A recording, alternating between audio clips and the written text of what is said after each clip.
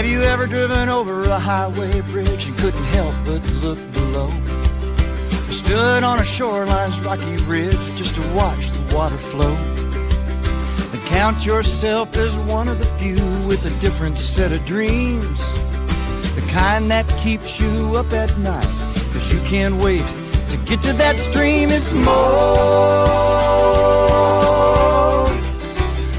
than a river.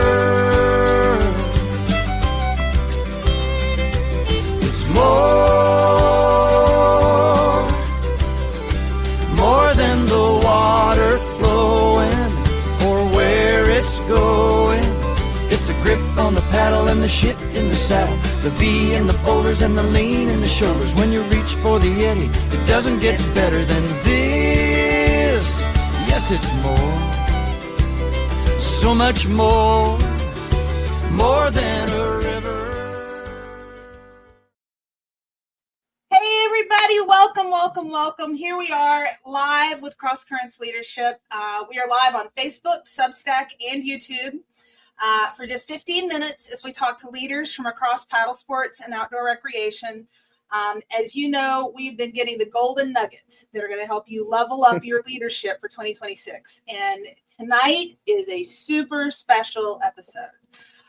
We have got my friend Jim Coffey here with me. And Jim, thank you so much for making time for us. This is going to be such a fun conversation. I can't wait. No, my pleasure, Andrea. Thanks for inviting me. So, guys, Jim is, in case you're not in the know, and that's fine because we have lots of niches in our community, Jim is an internationally renowned swiftwater and whitewater kayaking expert and has spent his whole career doing this and just leading the charge. He is a past recipient of the Higgins and Langley Award, the most esteemed award in swiftwater, and the current incoming chair for the ACA Safety and Rescue Committee.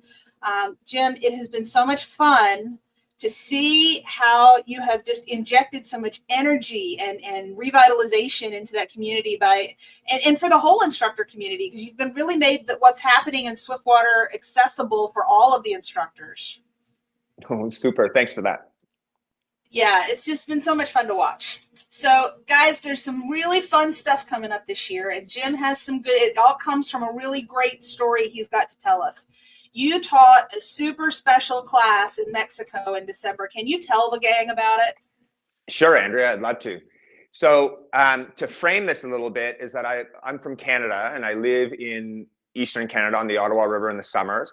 And I live in a small village in the mountains of a state called Veracruz in Eastern Mexico, not far from the Gulf of Mexico.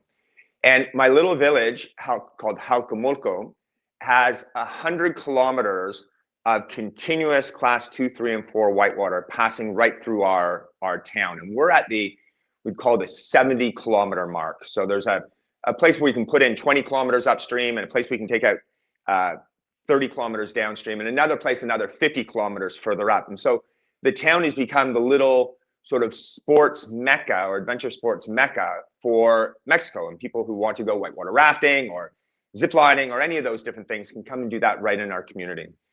One of the downsides of that is that over the years that I've been here, I've been involved probably in 5 different drowning situations. So our little town has a bridge, a couple of restaurants, a little beach area. People from the community are really good at swimming around in the river and things, but people from outside the community often come here and they often have a few drinks and they're trying to play around in the water, and they may get swept away by the current, or they jump off the bridge and they don't surface.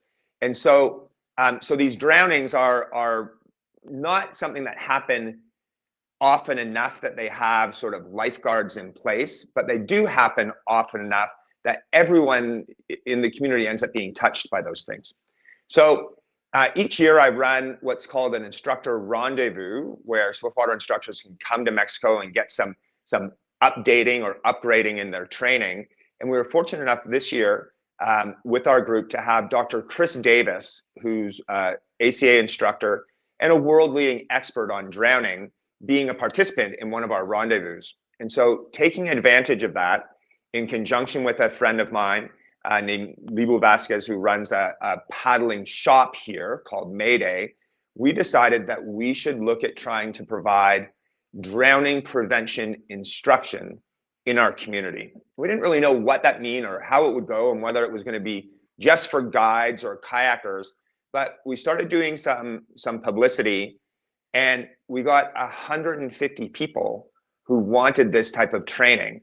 And with that, they came from all walks of life. So some were guides, some were kayakers, some were what they call protection civil or working for the Red Cross, firefighters from, let's say, within 100 kilometers of here, guides who traveled up to 5 hours for a free clinic that we did Riverside. And what was also amazing is that we had local people from the community, including moms and dads, who just wanted to know what to do in case their kids had some problem in the river.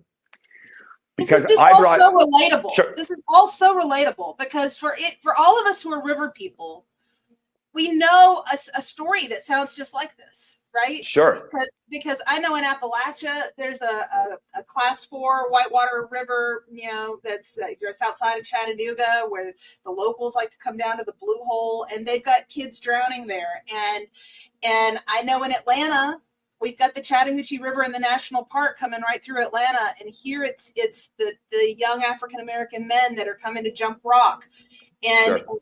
caught up in the current. And it's such a relatable story. And for us as water safety advocates and ambassadors to be able to do something to bring our training to the local community, what an amazing thing. That's just so incredible. Well, combined with Chris's leadership and my way of communicating these different things, and the instructors that were here on my course, we also have a bunch of ACA instructors from the local community, both swiftwater rescue and kayak instructors.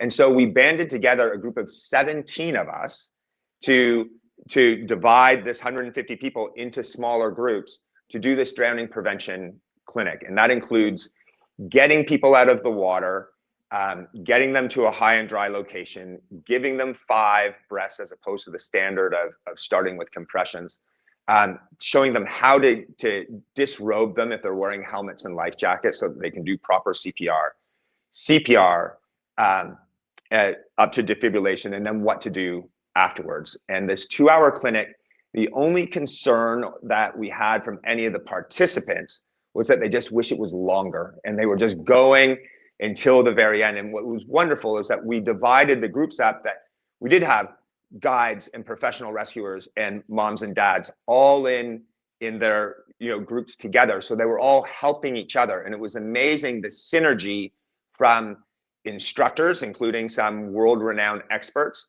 to local instructors, then down to each of those other levels. And everyone came out all the better for it. And so so much so that we were honored, the 17 of us, as being the ACA instructors of the month for the month of January, which was really quite a big thing because it's one of the first times that they've had instructors of the month who are from other countries outside of the United States. So a combination of Mexico and Canada as well.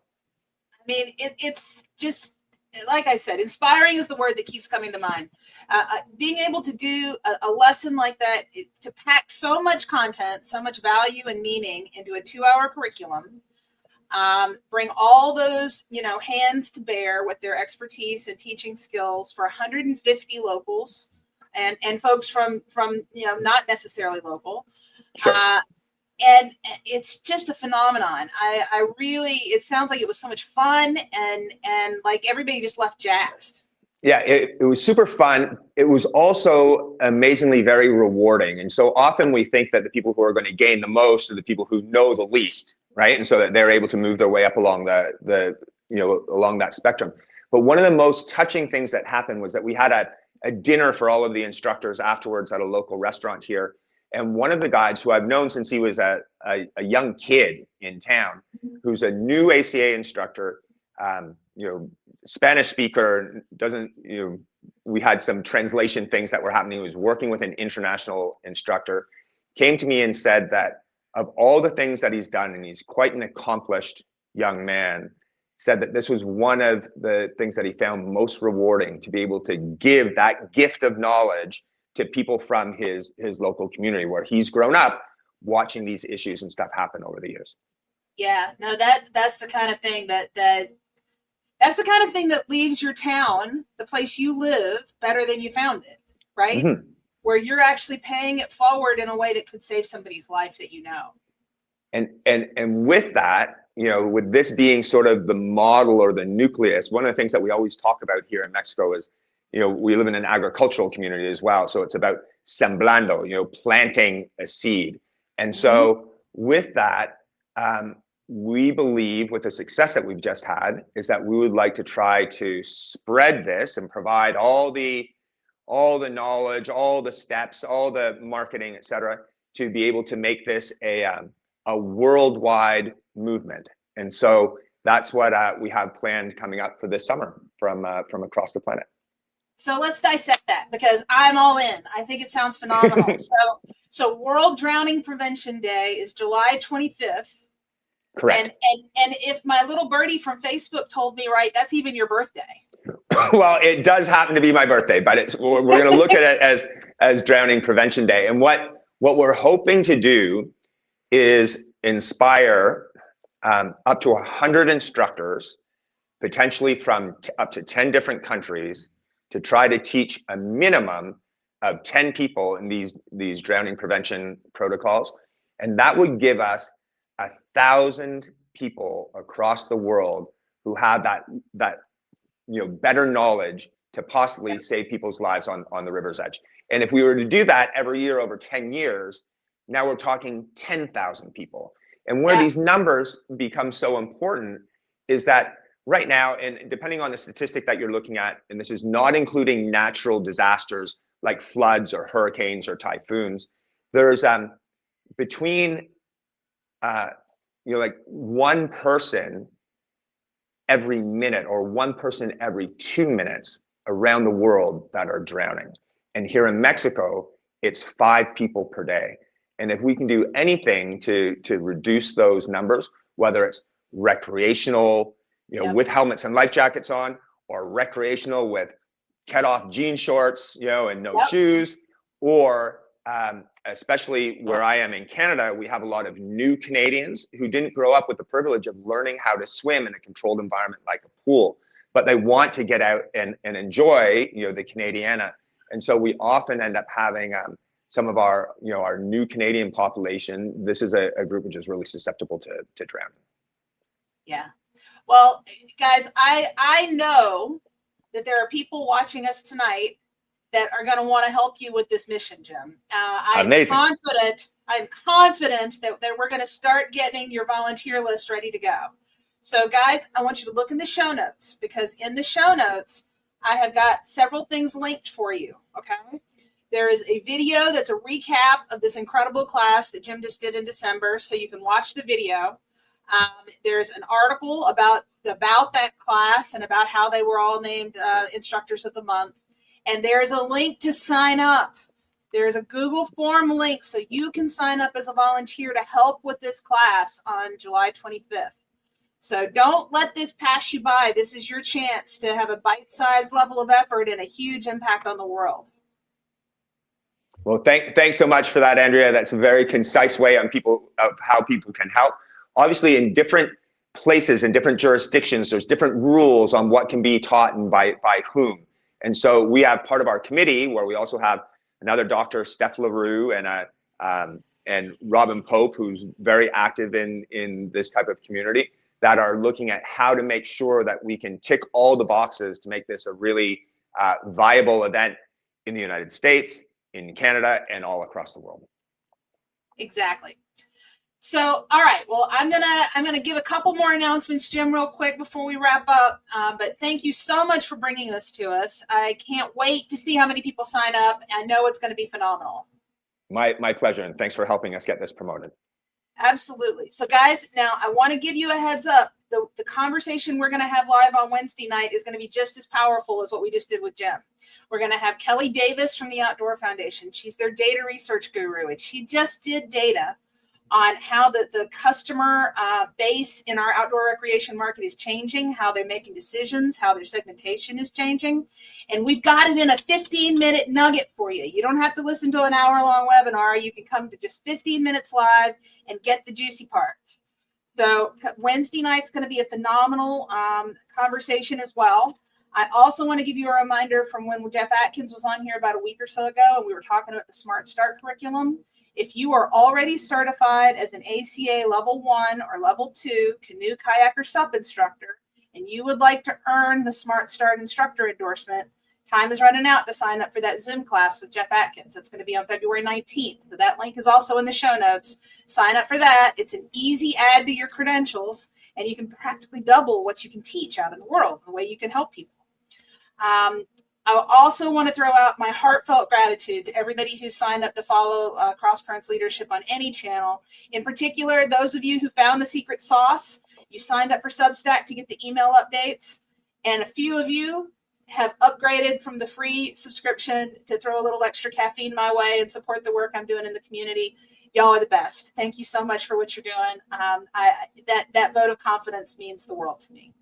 And thanks as always to Jerry Vanderberg for allowing us to use his paddle socks in the countdown video. Thank you, Jim. I can't believe I got you on Super Bowl Sunday. You're the best, and I can't wait to see what we're able to do collectively as a community in July. Well, Super Bowl Sunday going up against a combination of the Super Bowl and Bad Bunny, that's a pretty big ask, but we appreciate everyone who took time to tune in tonight. Absolutely. See everybody on Wednesday. Bye. Take care. Bye.